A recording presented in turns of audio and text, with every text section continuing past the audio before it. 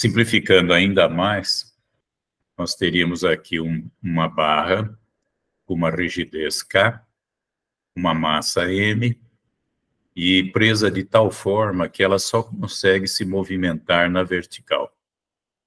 E, portanto, a posição da estrutura e, portanto, os esforços que aparecem nessa barra dependem só do conhecimento desse deslocamento U.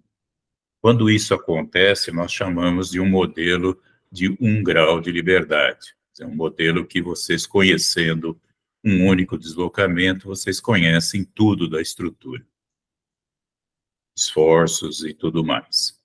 Vocês conseguem dimensionar a estrutura conhecendo apenas esse deslocamento que é variável no tempo. Vocês podem ver aqui, esse U está variando no tempo.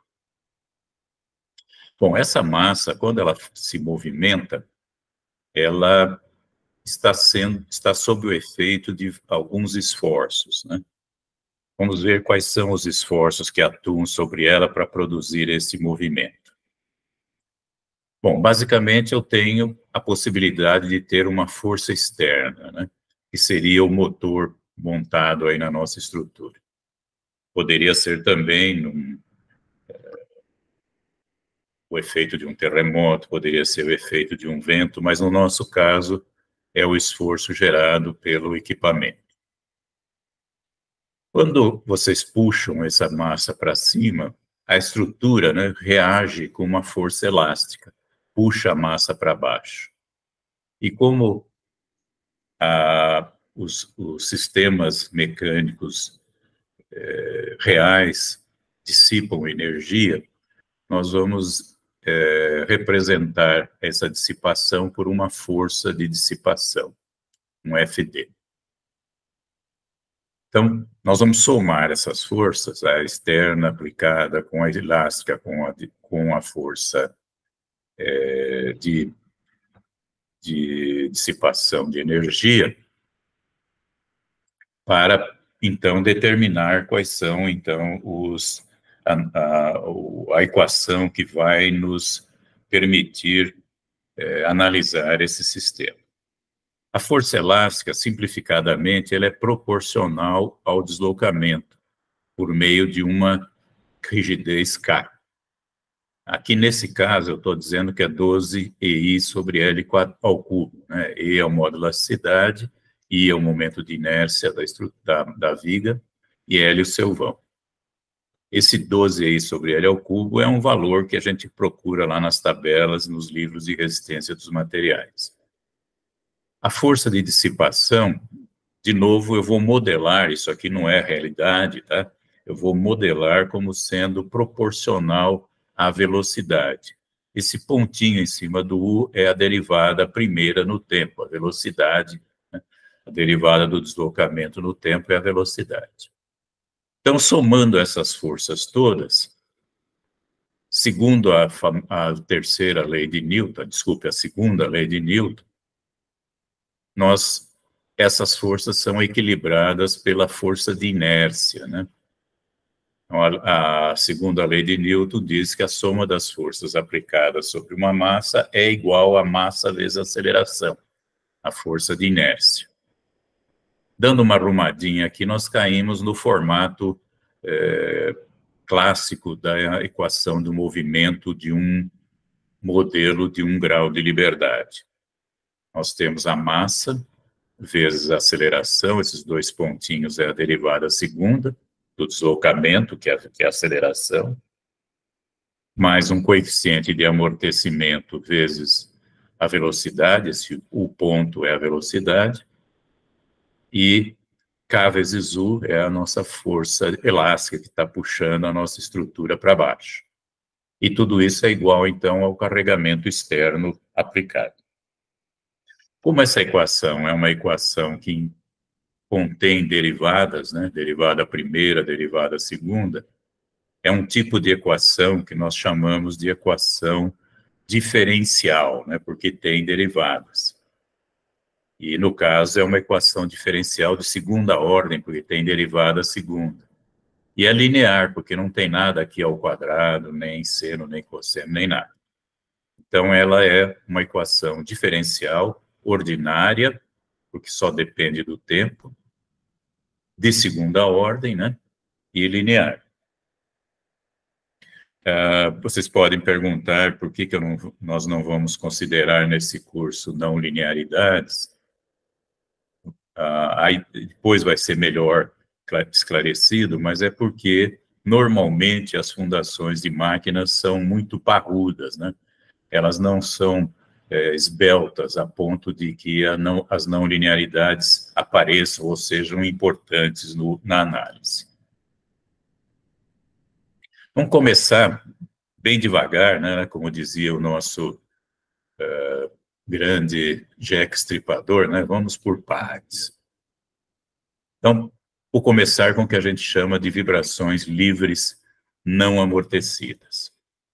Então, nesse caso, eu vou tirar a força externa. Então, não é um sistema forçado, é um sistema que vai vibrar livremente quando vocês tiverem tirado o sistema da sua posição de equilíbrio, colocando um deslocamento inicial e uma velocidade inicial.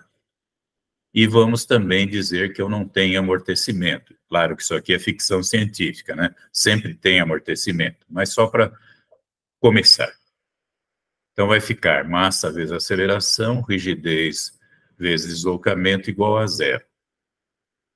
Se dividir tudo por m, vai aparecer aqui um número super interessante, que é esse ômega minúsculo aqui. Essa letra grega ômega minúsculo, ao quadrado, né? Portanto, esse ômega é a raiz quadrada da rigidez sobre a massa. Esse número é a frequência circular não amortecida do sistema, em radianos por segundo. É uma propriedade da estrutura. Vocês vejam que não tem nada a ver com carregamento, é uma propriedade da estrutura. É a relação entre a sua rigidez e a sua massa. E aqui já aparece uma coisa interessante, né? Se eu quero mudar a frequência com que uma estrutura vibra, eu posso mexer ou na rigidez dela ou na massa. Se eu aumentar a rigidez, eu aumento a frequência, a velocidade com que ela vibra. Se eu aumento a massa, eu diminuo, né, a velocidade com que ela vibra. Como isso está numa unidade esquisita, né, radianos por segundo, vocês podem se lembrar que em cada ciclo há 2 π radianos. Então, se eu dividir o ômega por 2π, eu vou ter a frequência em ciclos por segundo, ou, como se deve dizer, né, em hertz, ciclos por segundo. Se eu inverter isso, eu tenho o chamado período. O período é o tempo que leva entre 2 picos de vibração. Isso é em segundos, né? Tempo em segundos.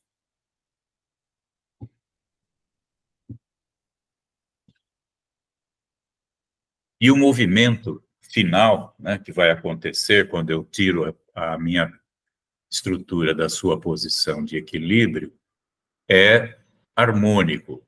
Harmônico quer dizer que é um cosseno ou um seno. Então, vai ser uma amplitude ρ vezes um cosseno de ômega t. O ômega é radianos por segundo, vezes segundo, né, vai dar radianos, né, que é a unidade que a gente tem que usar para calcular o cosseno. E aparece aqui também uma fase. Isso aqui não é importante, tá? A fase é quanto que o nosso cosseno está adiantado ou atrasado em relação a um cosseno puro, né? Isso pode ser contornado facilmente mudando a origem do nosso movimento. Vamos ver daqui a pouco no gráfico. Essa amplitude ρ depende do deslocamento inicial, o zero, e da velocidade inicial, o ponto zero. Então, isso parece também claro, né? Se vocês tiram a estrutura do equilíbrio e soltam, ela vai justamente vai se movimentar esse tanto, né, que vocês tiraram do equilíbrio. Ou, se vocês derem uma pancada, né, que é essa história da velocidade inicial, ela vai sair da posição de equilíbrio devido à energia cinética introduzida. Então, está aqui o que acontece, né?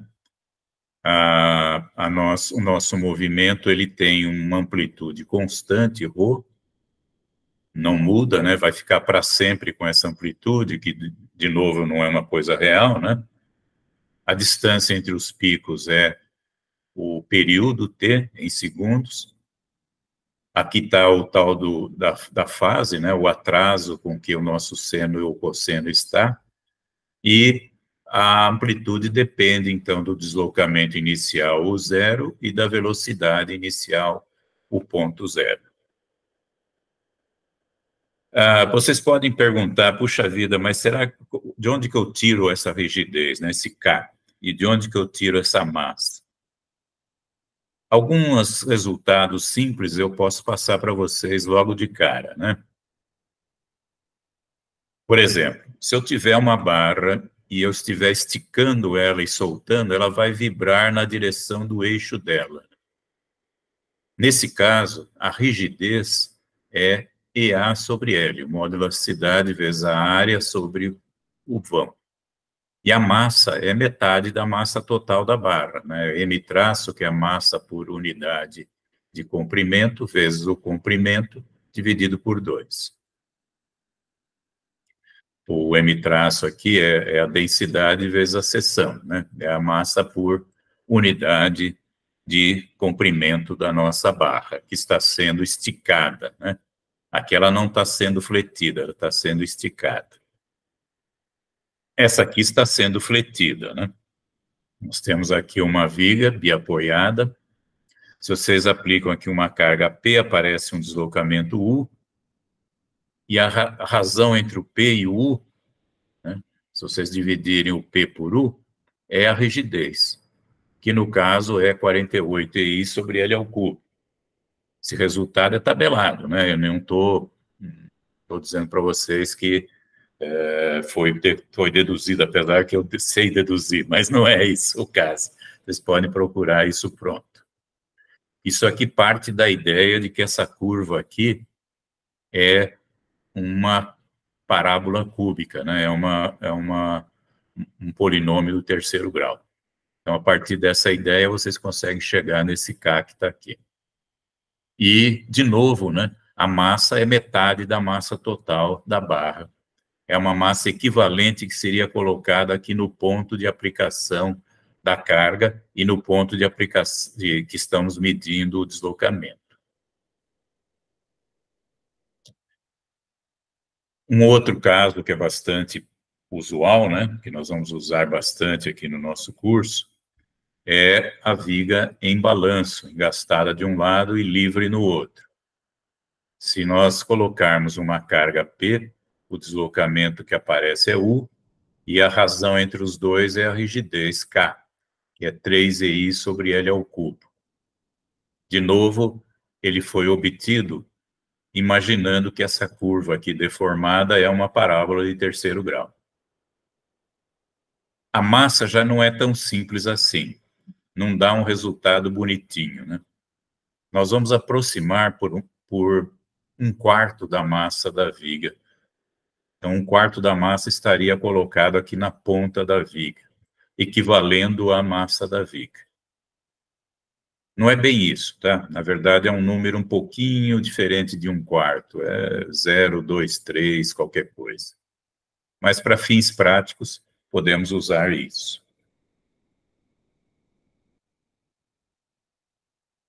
Um caso que na engenharia civil é meio raro, mas que na mecânica é bastante comum, é a torção, né? Então, para os engenheiros mecânicos, um eixo sob torção, vocês teriam aqui um momento torsor, um momento de torção, MT, produzindo uma rotação φ aqui na seção, em relação à outra extremidade.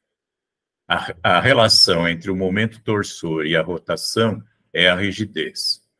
E A rigidez, então, é G, que é o módulo de elasticidade transversal do material, também chamado de módulo de cisalhamento, vezes J, que é o momento de inércia polar da seção, sobre L.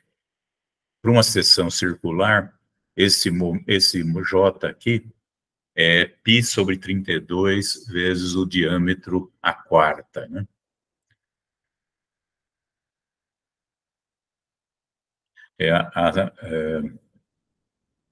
Voltando um pouquinho aqui, eu não chamei atenção, mas esse I aqui, o momento de inércia da viga, vai, obviamente, depender da seção, né? Se for uma seção circular, vai ser π sobre 64 vezes o diâmetro a quarta. Se for uma seção retangular, é base vezes a altura ao cubo sobre 12.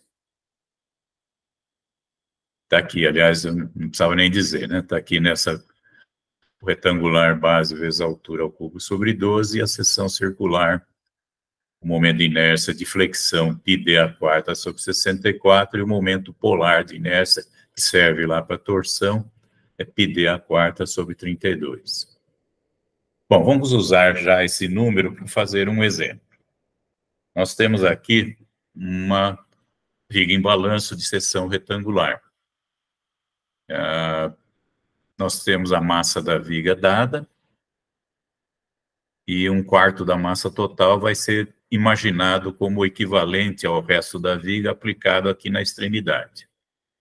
A rigidez nós já temos, né? Vimos agora há pouco. E temos então as propriedades aqui: vão, base, altura, módulo, elasticidade, densidade. E, como já foi dito, se eu não tenho, se são vibrações livres, não tem aplicação de carregamento externo. Ela é produzida, a vibração, por um deslocamento inicial, né, o zero, dado, e uma velocidade inicial, o ponto zero, dada. A rigidez nós vimos agora há pouco, para uma viga em balanço é 3EI sobre L ao cubo. Momento de inércia já vimos também. E fazendo as continhas, nós temos que a frequência em radianos por segundo é a raiz quadrada da rigidez sobre a massa. No caso, 14,14 radianos por segundo. Como cada ciclo tem 2π radianos, nós dividimos por 2π e temos a frequência em hertz, em ciclos por segundo. E o inverso é o período, 0,44 segundos, que é o tempo que leva entre dois picos de vibração. E a amplitude depende do deslocamento inicial e da velocidade inicial, e é 0,0017 metros. Então, é 0,17 milímetros, né? Parece pouco, e é pouco, né? Mas, na prática, vibrações de máquinas dificilmente são de grande amplitude, por várias razões, né? Primeiro, que a gente não quer que vibre muito, né? Segundo, que as estruturas de fundação de máquinas são normalmente bastante volumosas, pesadas, né? Então, elas têm deslocamentos pequenos.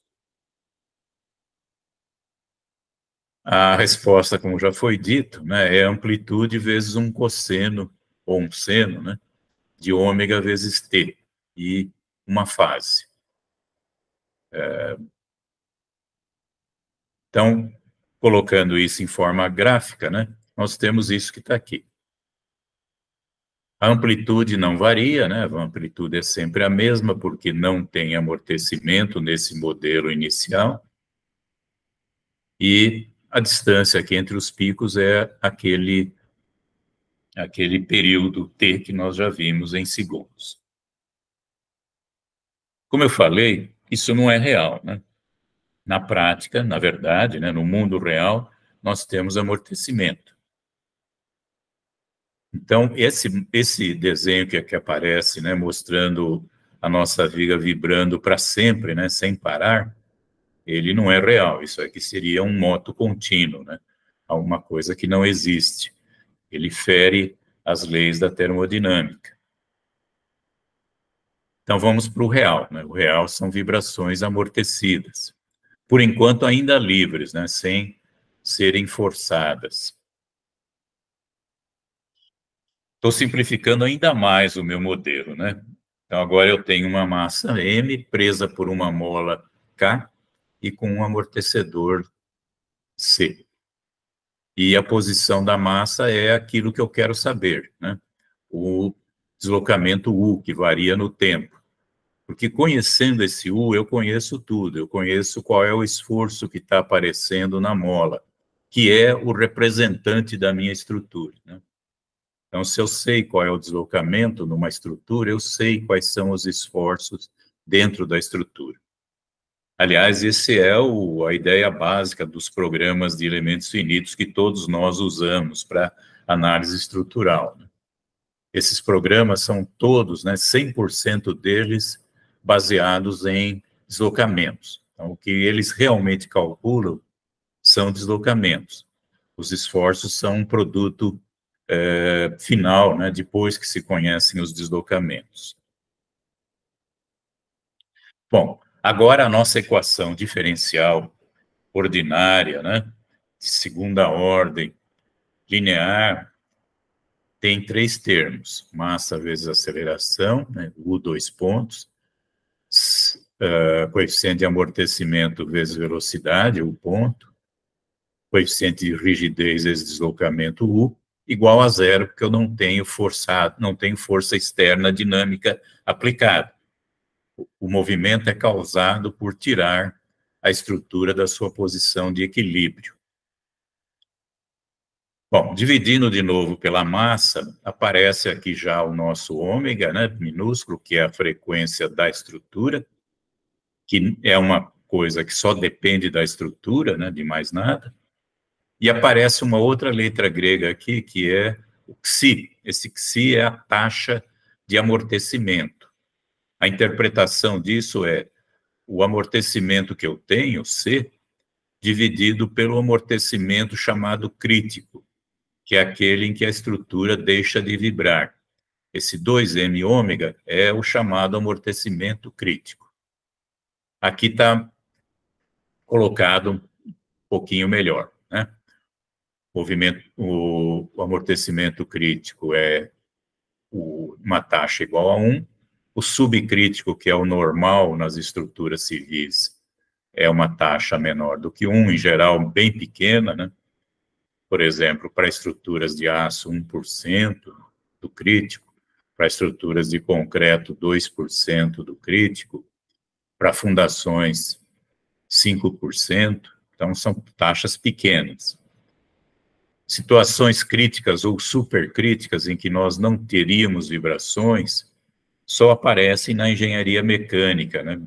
Quando vocês têm lá amortecedores de veículos. Aqui dá para perceber bem, né? O azul seria um xi menor do que 1, né? Taxas pequenas.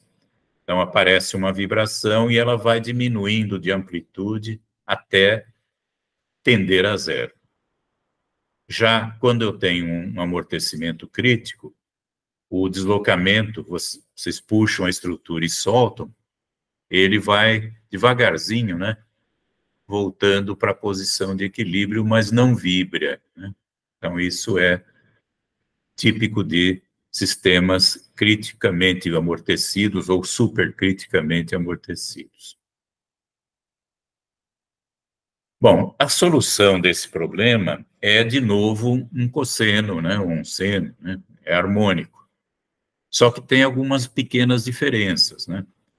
Nós temos aqui uma amplitude ρ, que é diminuída por esse e elevado, essa exponencial aqui negativa, e elevado a menos que si ômega t.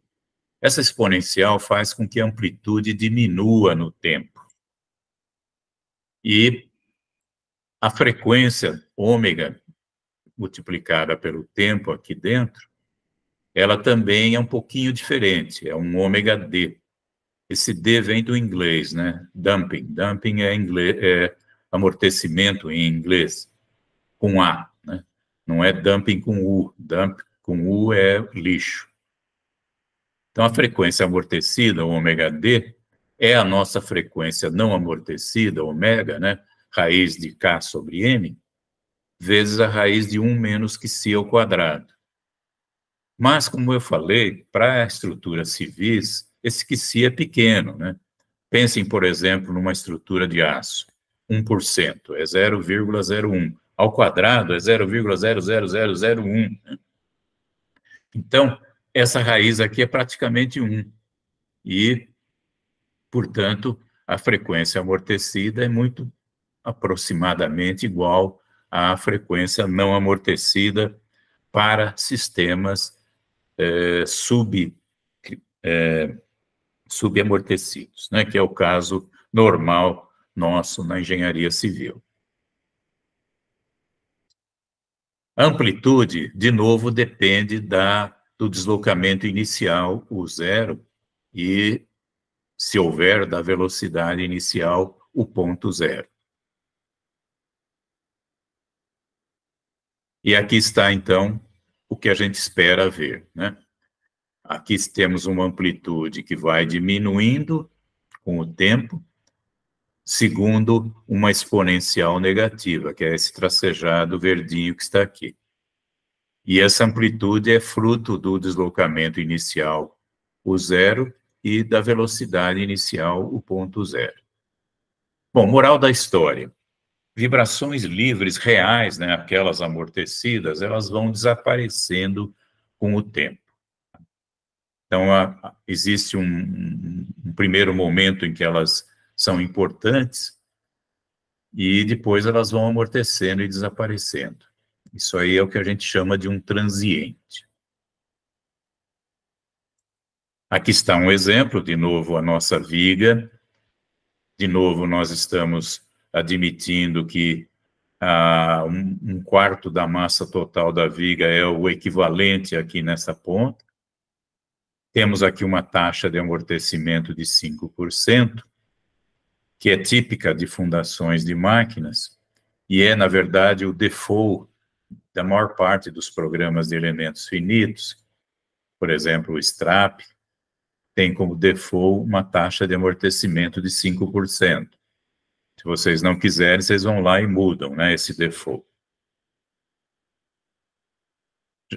Fazemos os cálculos, né, já sabemos que a frequência não amortecida é 14,14.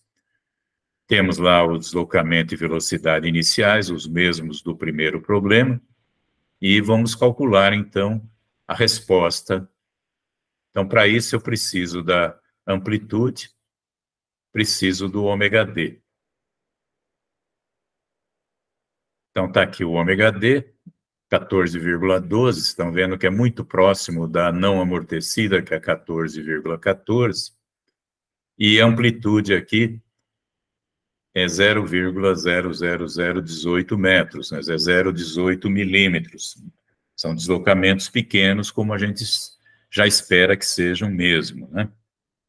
E, com isso, nós chegamos aqui na resposta, que é, como já esperado, uma amplitude que vai decrescendo no tempo, tendendo a zero.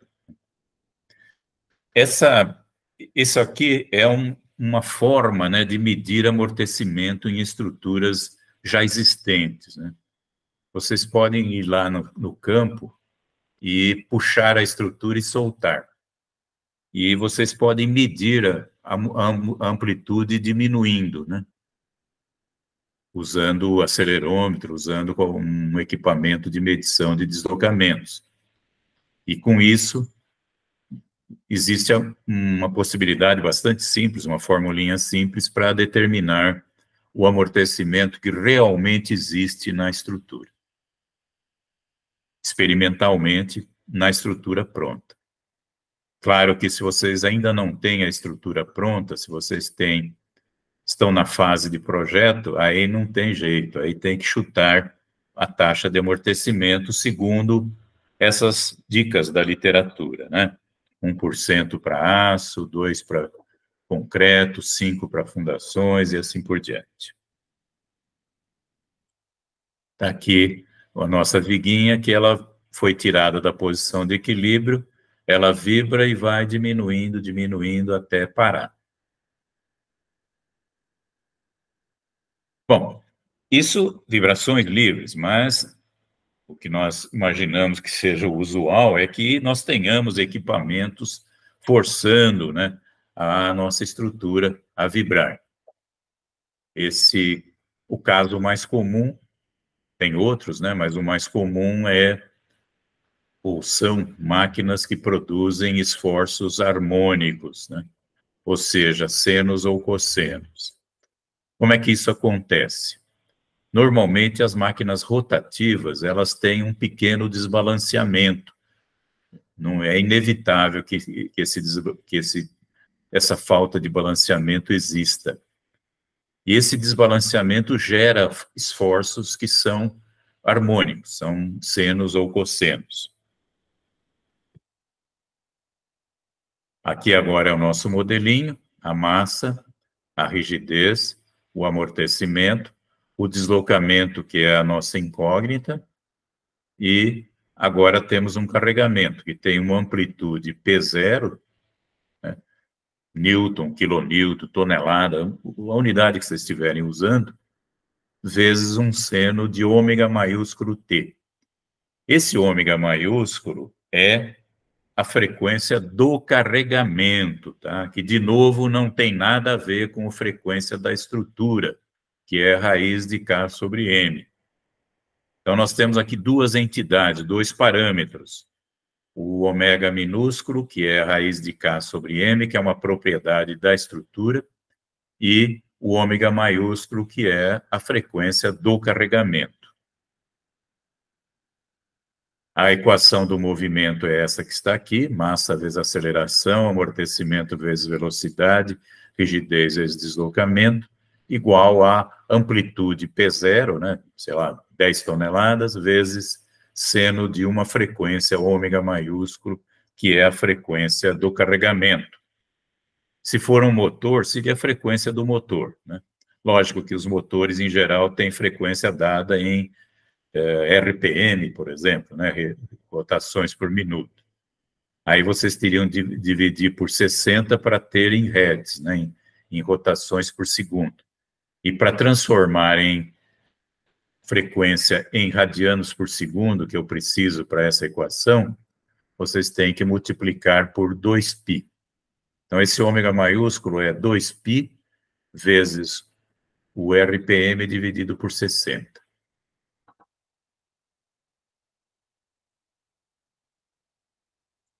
Bom, para quem na escola estudou e gostou de cálculo diferencial integral, deve lembrar que uma equação diferencial, ela tem duas soluções, né, que somadas nos dão a solução total da equação.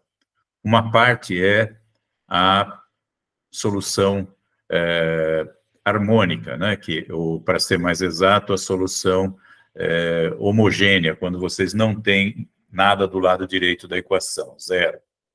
Então, essa aqui é a equação, é a solução homogênea. E nós temos a solução particular, que é devido ao carregamento.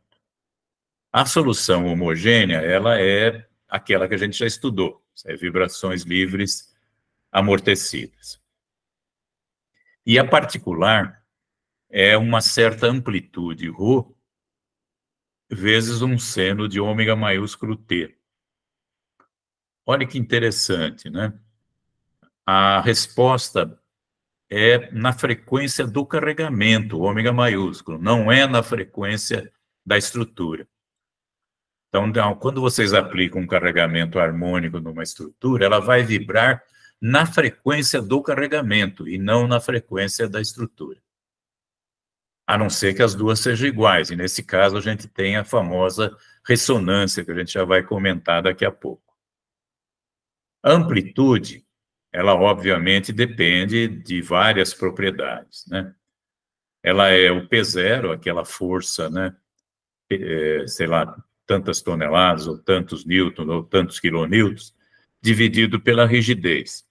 Isso aqui é uma resposta estática. Vocês estão acostumados aí no dia a dia do projeto de estruturas, que a resposta é carga dividido pela rigidez. Mas aqui ela é influenciada pelo fato disso ser dinâmico. Então, ela é multiplicada aqui por um número que é chamado de coeficiente de amplificação dinâmica. É 1 sobre a raiz de 1 menos beta quadrado ao quadrado, mais 2 que se beta ao quadrado. Esse beta é a razão entre a frequência do carregamento, ômega maiúsculo, e a frequência da estrutura, ômega minúsculo. Então, está aqui, né? Vocês têm uma resposta final, em verde, que é uma soma da resposta homogênea, né? Que vai diminuindo de amplitude no tempo por causa do amortecimento, e a resposta particular, né, devido ao carregamento, que é constante, né? Vai ficar igual o tempo todo. Então, depois de algum tempo, a resposta homogênea desaparece, o amortecimento mata essa resposta e vai ficar só a chamada resposta em regime permanente. Bom, o D, o coeficiente de amplificação dinâmico, né, 1 sobre raiz de 1 menos beta quadrado ao quadrado, mais 2 que se beta ao quadrado, ele é um número super importante, né, porque ele vai nos dizer a amplitude da resposta em regime permanente. E ela é dada por esse gráfico, que é um gráfico que vocês devem estudar e devem guardar na cabeça, porque ele explica muita coisa, né? Esse gráfico nos dá o coeficiente de amplificação dinâmica D em função do beta, a razão da frequência do carregamento sobre a frequência da estrutura. E é claro, né, que se o beta é zero, não tem o carregamento e, portanto, a resposta é estática, né? É P0 sobre K. Se eu tenho um beta igual a 1, eu tenho ressonância, então a resposta é grande, né? Claro que depende do amortecimento. Se o amortecimento é pequeno, vai ter uma resposta muito grande. Se o amortecimento for crescendo, a resposta vai ser cada vez menor. E uma coisa interessante é que para um beta muito grande, ou seja, a frequência do carregamento muito maior que a frequência da estrutura, a resposta dinâmica pode ser até menor do que a estática. Aqui precisa tomar cuidado quando eu falo resposta estática e dinâmica, tá? É a resposta estática ao carregamento dinâmico, ao P0, que é a amplitude do carregamento dinâmico. Não é a resposta estática, por exemplo, da carga permanente, tá? Claro, né? Tudo bem, né? Espero que vocês tenham entendido. A carga permanente vai estar lá sempre, portanto, a resposta dela é sempre existente. A que não existe é a resposta dinâmica que aparece devido à amplitude do carregamento dinâmico dividido pela rigidez. Um exemplo simples é o caso dos aviões, né, que você tem motores ou turbinas, né, com uma rotação muito alta, né, 10.000, 14.000 rotações por minuto, presos numa asa que tem uma frequência muito baixa, né? Então, a amplitude do carregamento é muito maior, amplitude não, a frequência do carregamento é muito maior que a frequência da estrutura e, portanto, a resposta é pequena, quase imperceptível em aviões. A ressonância, já foi dito, né, é quando nós temos o beta igual a 1. Né? Nesse caso, quando o beta é igual a 1, o D, olhem aqui na equação do D, o beta sendo igual a 1, só vai sobrar 1 sobre 2 que si. O que quer dizer que a resposta dinâmica na ressonância não vai para o infinito, tá? Essa é uma lenda, né? Tá em ressonância, vai quebrar, vai cair, não sei o quê. Não é verdade, tá? Ele vai ter uma resposta que é grande, mas que é limitada, né? Vamos supor, só por exemplo, que o psi seja 5%, 0,05. Vezes 2 dá 0,1. 1 sobre 0,1 dá 10. Então, nós temos uma amplificação de 10, mas não é infinito, né? É 10. Só iria para o infinito se não tivéssemos amortecimento. Só que, como eu disse, isso aí é ficção científica, né? Seria contra as duas leis fundamentais da termodinâmica. Está aqui um exemplo, de novo a nossa viguinha. Nós temos um carregamento agora de 500 vezes seno de 105T aplicado aqui na ponta. Nós temos aqui uma massa equivalente, de novo, né, que é 1/4 da massa total da nossa viga. E, além disso, o motor tem lá uma massa de 500 quilos. Então, está aqui as coisas. Nós temos deslocamento inicial, velocidade inicial, taxa de amortecimento de 5%, rigidez já calculada. A massa agora é maior, né, porque tem a massa própria da viga e a massa do motor que está lá na ponta da viga. Então, era 14,14, agora ficou 10,54.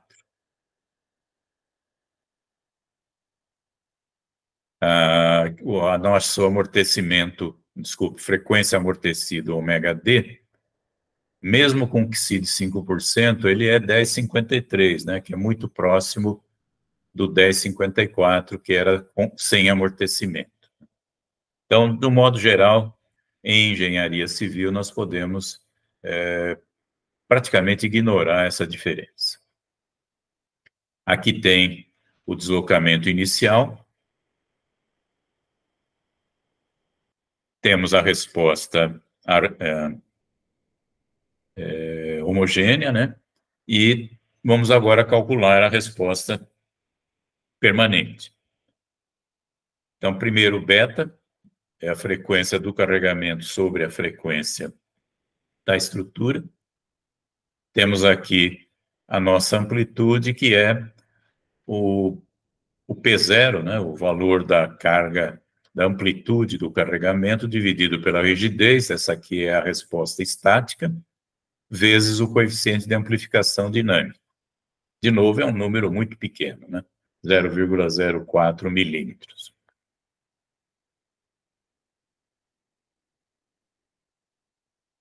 E dá aquela resposta que nós já vimos, isso aqui é uma repetição só.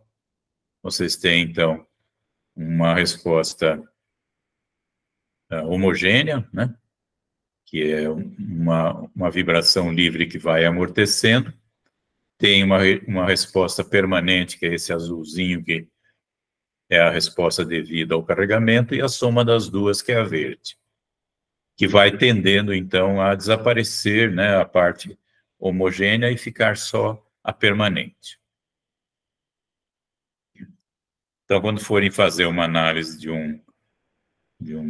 uma fundação de máquina, vocês podem, né, de um modo geral, trabalhar só com a vibração em regime permanente, porque o transiente aqui, devido às condições de deslocamento inicial, em geral, podem ser ignoradas por várias razões, né? Primeiro, que vai acontecer logo no começo e depois desaparece. E segundo, que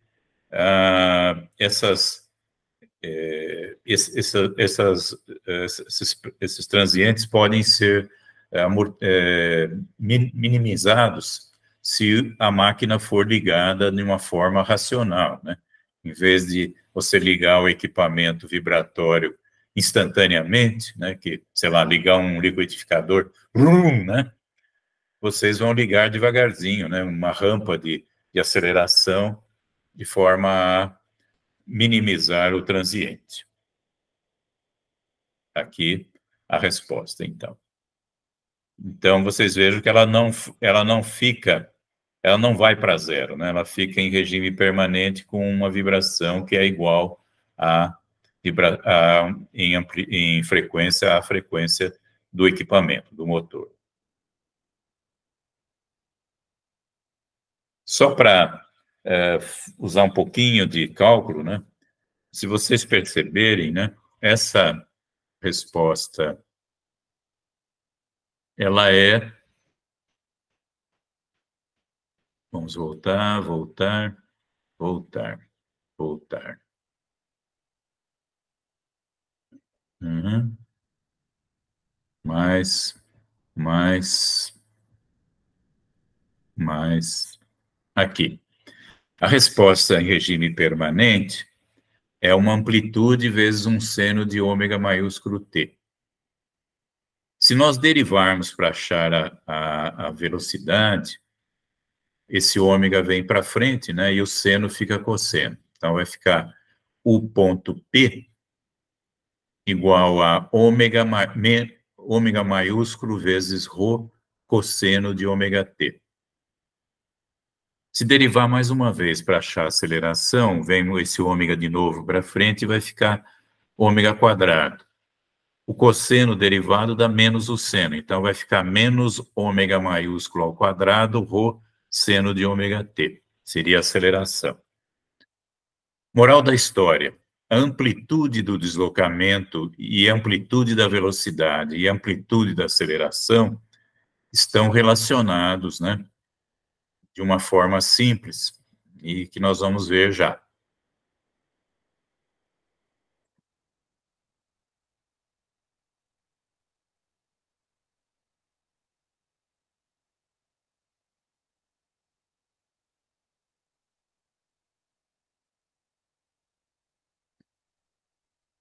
Aqui, né? Então, multiplicando, vamos chamar de U a amplitude do deslocamento. Multiplicando por ômega, nós teríamos a amplitude da velocidade. Se eu multiplicar a amplitude da velocidade por ômega, eu tenho a amplitude da aceleração. Portanto, a amplitude da aceleração é ômega quadrado vezes a amplitude do deslocamento. Então, aqui tem os números, né? Depois vocês podem dar uma olhada.